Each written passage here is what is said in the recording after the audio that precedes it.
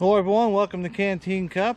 My name is Scott, and we're supposed to get storms, and I've been watching the weather, and it gets cloudy, it gets kind of dark, and then the sun comes out. Then it gets cloudy and it gets dark, and then the sun comes out. But we're under a severe weather watch till tomorrow, so I don't know, maybe it just didn't get started up enough yet. So anyhow, I wanted to talk about today some of the things going on here. We've been busy, and we've got our company that we run. But my wife today got out and she planted some of her flowers that she likes, and so they're doing well. I have if you look over there's some dirt. That's topsoil. I brought that over here on the tractor and she made it real nice, and so we got that going. And then one of the things I wanted to show you, kind of a little milestone for us, is for those if you remember or not, about a little over a year ago, we had cleared this area, and this used to be all pine trees, and pine trees wreak havoc with your soil. And so I had to put a lot of lime, and I tried to grow a few things, and last year just not a whole lot happened. And I even put a ton, probably a little over a ton of lime down just here. And so last year we grew some radishes, we grew some grass, we grew some clover, and nothing much really came up. However, this year the grass started growing, and as you can see, the grass has been cut. This is the first time that we had to cut the grass, because it actually got tall enough to cut. And what I'm doing is I had a red clover flower that I wanted to show my wife, and I don't see it anymore, but we had some red clover grow, which I planted last year and it's coming up this year. And so this is good. It's good to see this, and I wanted to reiterate, you know, going from a pine woods or a pine forest to having land that you can grow things on does not happen overnight. We spent a lot of time last year getting the soil ready for this year, and then now we've got things growing, and hopefully maybe by next year we can maybe start planting something other than grasses and radishes. And here I'll just show you, that's a kind of a chewed up clover, but that's a clover. And so what I'm doing is I'm letting it grow, and then I'm cutting it and I'm leaving it there, and then it'll decompose and, you know, become part of the soil. It'll grow again, and then I'll cut it and it'll decompose. Now the grass out here now is probably mostly winter rye, and so what that means is it basically grows in the winter, and then somewhere spring, summer, it dies off. And so now I have to start thinking about other things to put out here to grow during the summer. Again, we're trying to build up the organic material in the dirt, and that's what makes the dirt grow well. I have a heavy clay soil, and I need that organic material to kind of break it up and loosen it up. And then once that happens, we can, you know, the soil will start pulling the minerals out of the clay, and it'll actually turn out to be good soil. But for now, we're just getting it to a point where we can grow things. You know, you don't know how good I feel when I look out here and, you know, it just looks so nice and green. If you looked at my videos the last year, it was mostly brown. And so we're getting there. But it takes time and it takes work.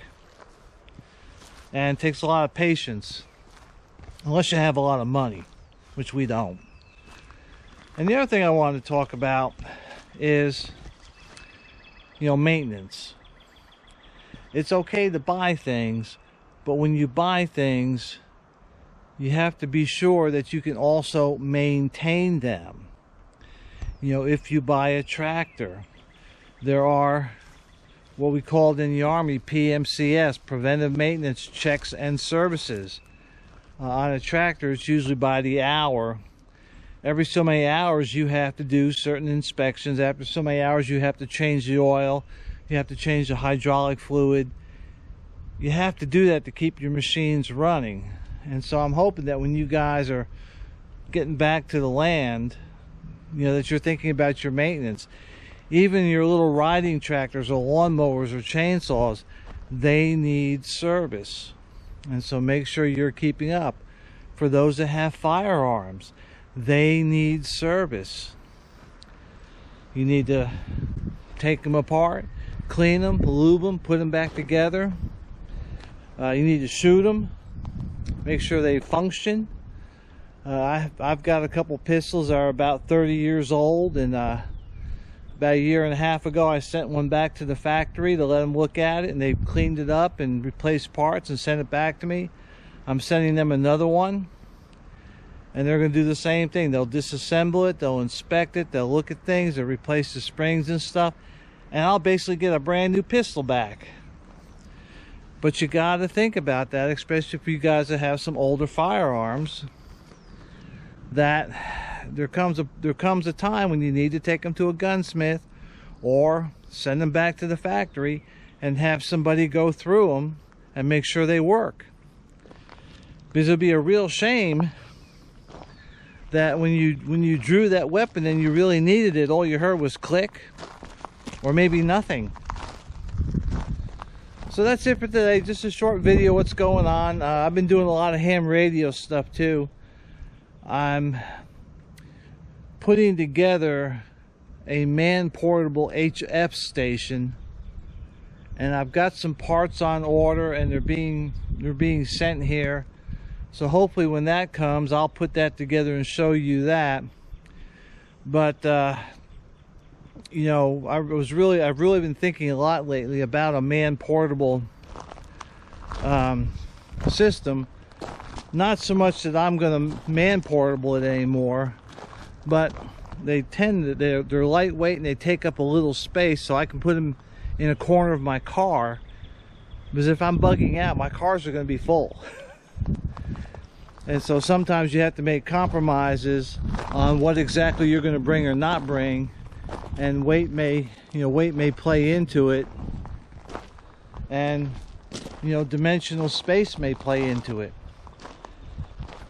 You may not have the space that you think you had for all the stuff you want to bring, especially if you haven't practiced your loadouts, or if you don't at least have a list of what you plan on bringing. If you're going to go under the guise of, we'll just throw it all in the car, well, that's probably not a good plan. At least have a checklist of what you plan on bringing, because there's a lot of stuff in your house and there's only so much space in the car.